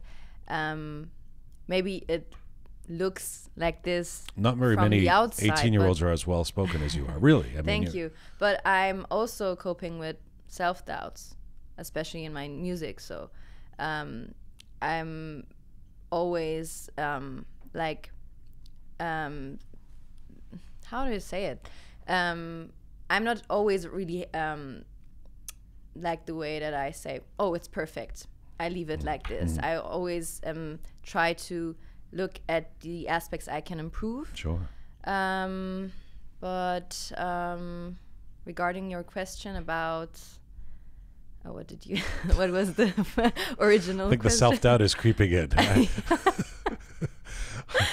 No, my question was about criticism. Whether I mean, also it's not just your family or those around you. Yeah. Obviously, as your star rises, people on the internet are going to say, of course. "I'm not sure I like her voice," or why does she look like this, or what does this song mean, etc. So I'm just curious how you deal with that. I'm grateful that I have really nice and kind followers, but of course there are also some negative comments, and I always like to separate the types of comments. Those who give me constructive criticism are respected, and I try to pay attention on what they are giving me as a feedback, and if I can use it to get better, of course. But those who are just rude and stuff, I don't pay attention to that. What's an example of the constructive criticism you've received? Maybe especially regarding my Persian songs, I got comments that maybe I could improve on the lyrics, so I used that, and I worked with a Persian writer, and he helped me to improve my lyrics. It's so intimidating writing in Persian because this history of great poets writing the pop songs. Like, I mean, it's not really like in English where most bands or singer-songwriters were the songwriter of the lyrics, so there isn't the same kind of pressure, whereas like you have to compete with Iraj Janati Atai's, you know, lyrics or something like that. It's not easy, right? Yeah, I think the Persian literature is so rich, and the language, and it's so entirely different to write songs in Persian in comparison to English songs. And yeah, but especially, you know, we as people who are born somewhere else and not in Iran. And I grew up in Germany, and I was born there, so it's I can speak fluently Farsi, but still, for songwriting, it's a bit difficult, of course. Yeah. But I mean, also, you can have people around me to help. For example, Azizam, Marizam. I was just a suggestion. You can use it. That's more of a simple lyrics. You have a few different styles, I've noticed so far, and I wonder if that's intentional. You released a track a few months ago called Gofti, and which feels almost quite hip hop-ish. And then you've got Azizam, which we just played, which is quite more pop. Your new song Sale Noa, that I'm so excited to have you in the studio to play, is beautiful, but it's more of a traditional ballad. How do you classify yourself these days? Good question. I don't know. When I compose myself, and it always starts with the piano, so the songs I usually create are ballads, because of the musical origin I have. But being more classical, exactly. That's why I always tend to first of all write ballads. But I've also experimented with different genres, as you mentioned. I also released a few EDM songs. But I would say my main genre would be pop with ballad influences. But I'm trying out different things. And where are you at with the English versus Persian versus German? I mean, you have some options, and in a song like Azizam, it's an interesting one because you are mixing English and Persian lyrics.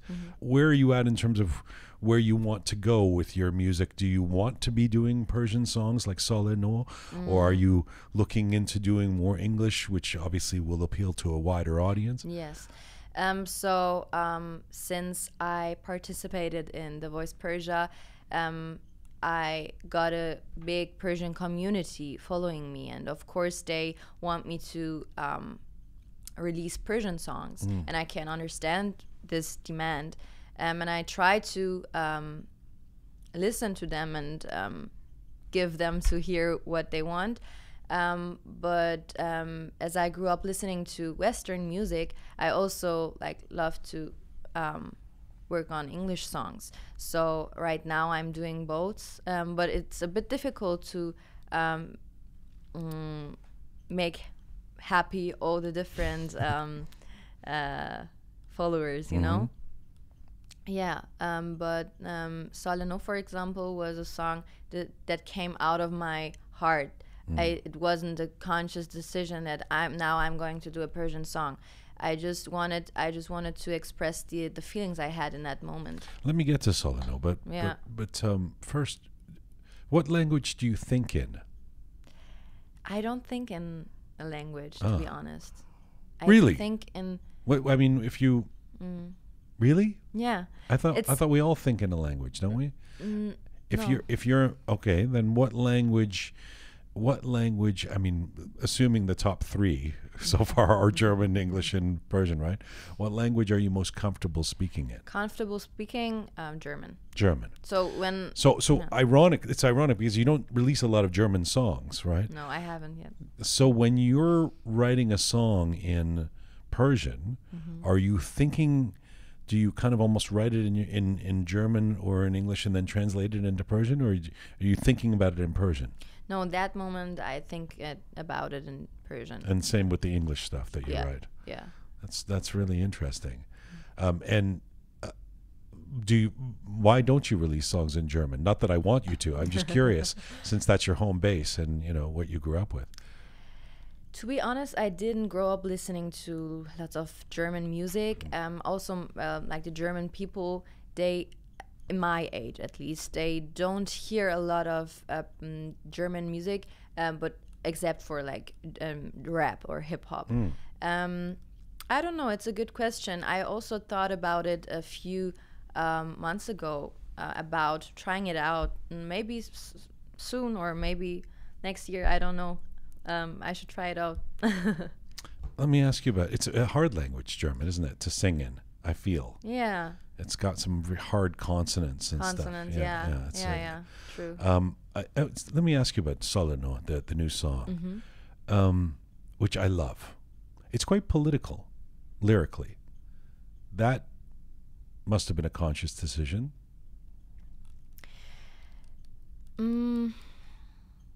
I can say that everything that is inside the lyrics is just a reflection of my emotions and my thoughts. I just felt like, especially after the women life freedom movement, the revolution, I felt helpless in a way, and I felt like I asked myself, what can I do as a girl who lives outside of Iran and is not a politician or something. And I felt lots of different kinds of emotions, like pain, sorrow, sadness, but anger, but still hope. Hope that the new year would bring light to Iran and the people living inside of Iran. And it was important to me to pay tribute to the lives lost, like Jian, the young boy who was shot dead by the security forces, I feel it's my duty to speak about them. And it's interesting, Ayda, because as you may have observed, and something we've dealt with a lot on this program, the appetite for being political has certainly ebbed or gone down a bit this year compared to last year, almost to the point where I've had people who were very active last year, especially those who were active on Instagram and this kind of thing, say, I don't want to do that anymore. It's too painful for me. It's too hard. We didn't, it doesn't, they're deflated. They gave up, whatever. And the trend is almost to move away from, being political. So I wonder if those considerations are in your head. I mean, if you, I love how honest and free you seem about what you create and what you do. Do you think about, well, if I make a political song, some people are not going to be as into that, or does anybody around you say, be careful? There have been some people who work in the music industry and they see it from the music business perspective, who have been telling me, you shouldn't release political songs, or you shouldn't focus on this political side. But honestly, I just follow my heart, and if I feel like putting out a song that reflects my emotions, then I do it, because I think we as musicians, we also have the power to express things that a politician maybe we have the power to echo the voices of many people. And that's why I think I try not to listen to these people and follow my gut. In Soleno, you sing, in Persian, you sing, "This year let's stand hand in hand, this year let's take back our lives." Tell me about that. The message of the song is to call for unity again. As you mentioned, the last couple of months, maybe we feel like the unity is gone dissolving, a bit, deflating. But my hope is that the people, especially in the diaspora, they, instead of fighting against each other and saying we're the better group, or that they really unite, because we have just one enemy, and we have to shake our hands and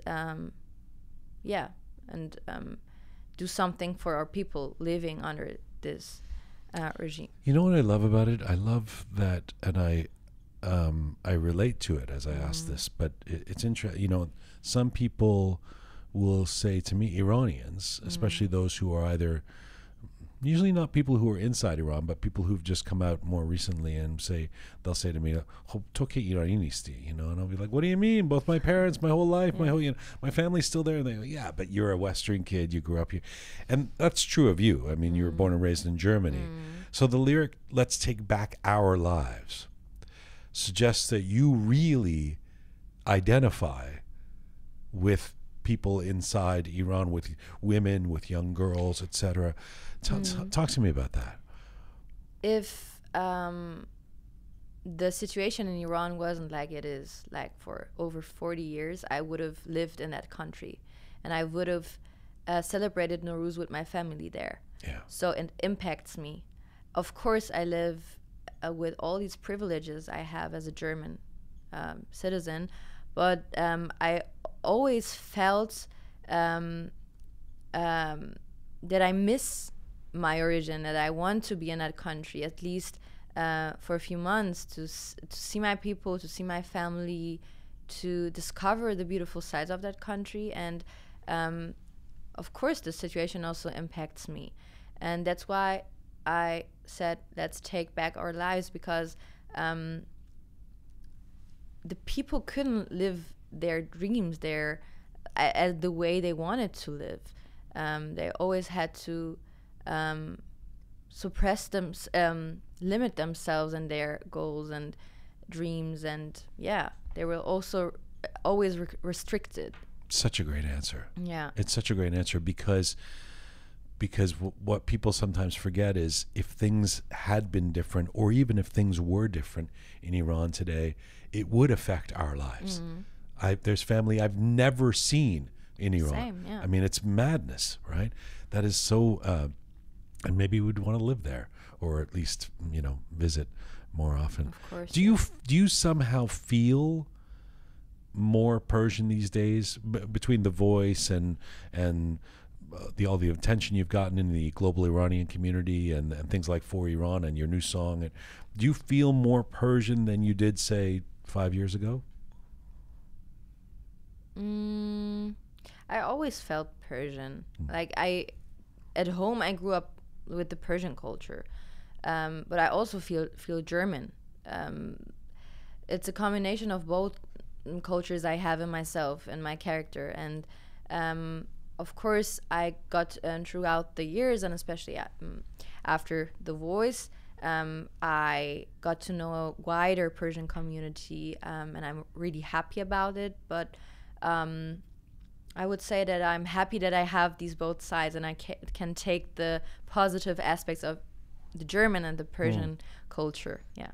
Is there someone in the Persian community, a performer or a singer, an actress, or somebody who is a real role model for you? Is there somebody that you look at and go, that's who I would want to be? In the Persian community, there are lots I can name now, but the first that pops up in my mind is Rana Mansour. She's a lovely musician. She's really talented and professional, and I'm happy that I am in contact with her, and she's always really supportive, and we've been talking a bit. I would imagine she'd be thrilled that you're a big fan of hers. Yeah, she's great. Rana Mansour is just one example of many others, she's also a great musician, not only a singer. Piano player like yourself. Yeah. Piano player, a great songwriter. So yeah. Nice.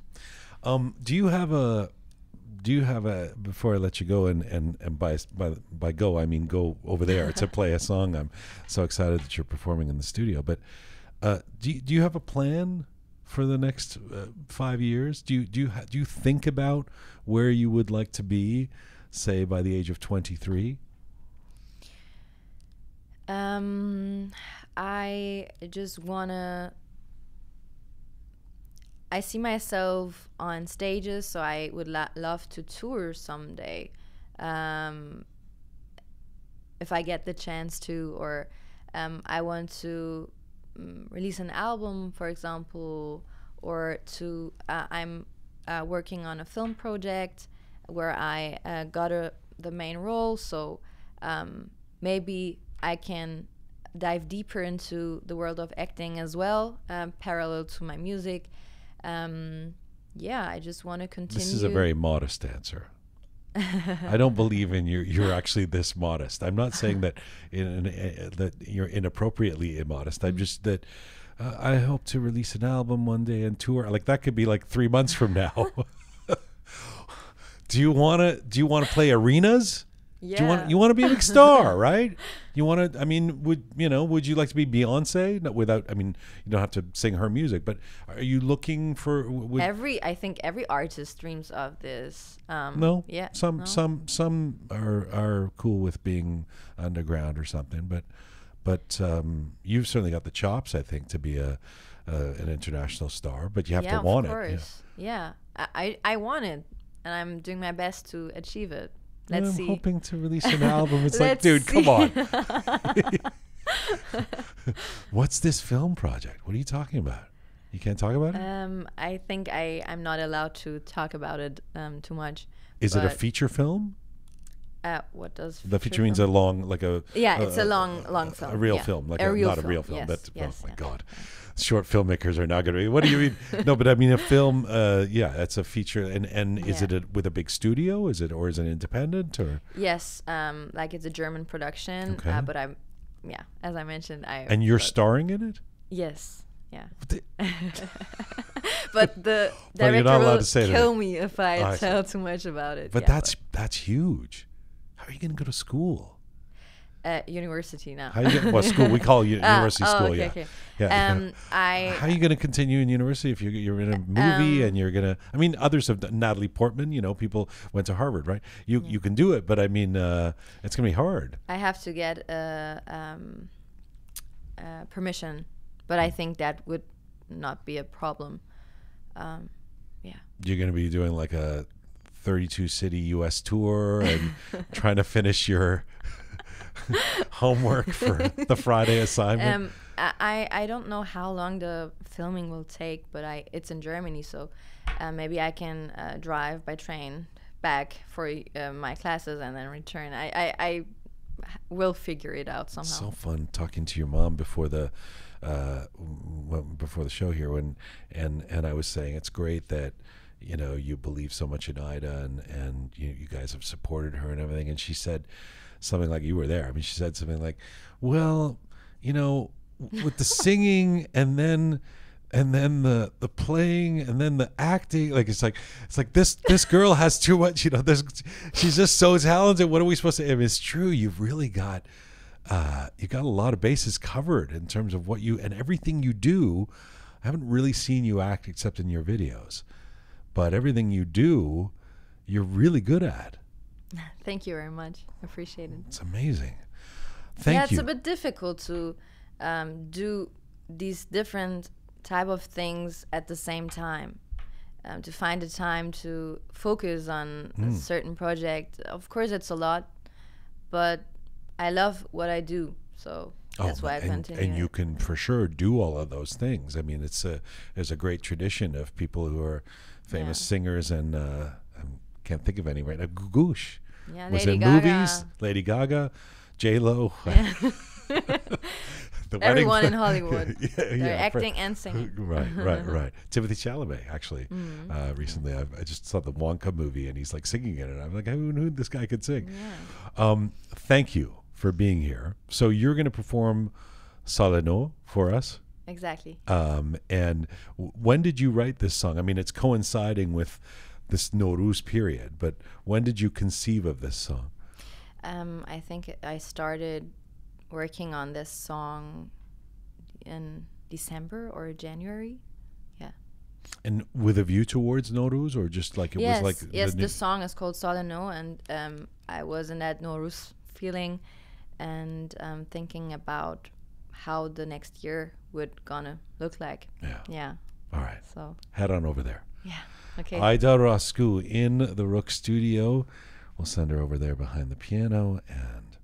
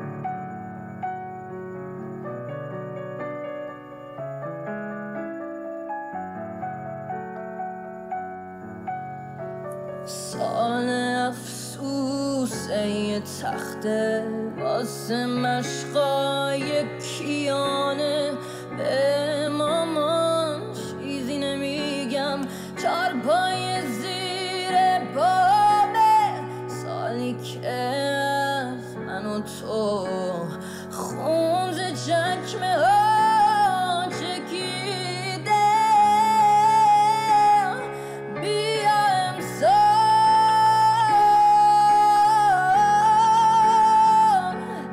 دستای هم رو بگیریم بیا امسال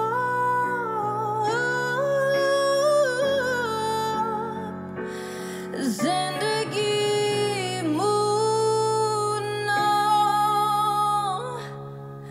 پس بگیریم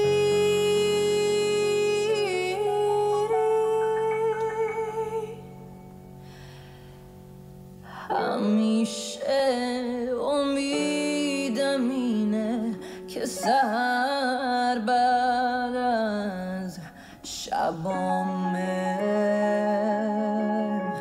این بهار نو رسیده روی آزادی میبینه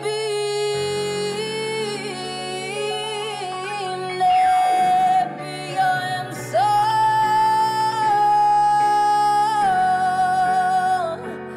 دستای هم رو بگیریم بیا امسال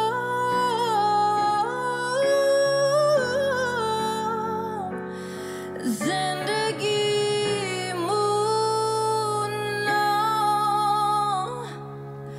پس بگیریم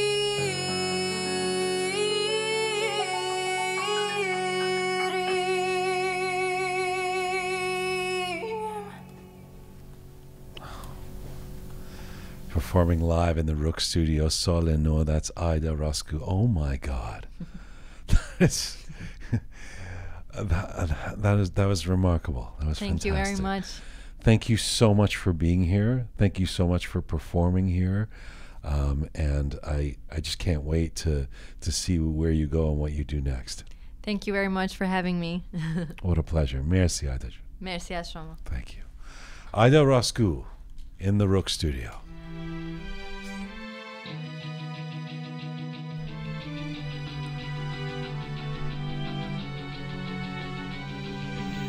And that is full time for Roqe for today. Remember, all things Roqe related can be found at our website, roqemedia.com. Check it out, roqemedia.com. Thanks to the amazing team who put this show together. Super Parisa, smart Pegah, savvy Roham, talented Anahita, methodical Kaveh, bearded Omid. Thank you to all of you out there supporting us and sharing our content. Please do subscribe if you haven't done so already. Remember to get your tickets starting on Monday for Roqe Live, especially if you're anywhere in the greater Toronto area. Find me on Instagram at Jian Gomeshi. As ever and ever and ever, Mizun Bashi.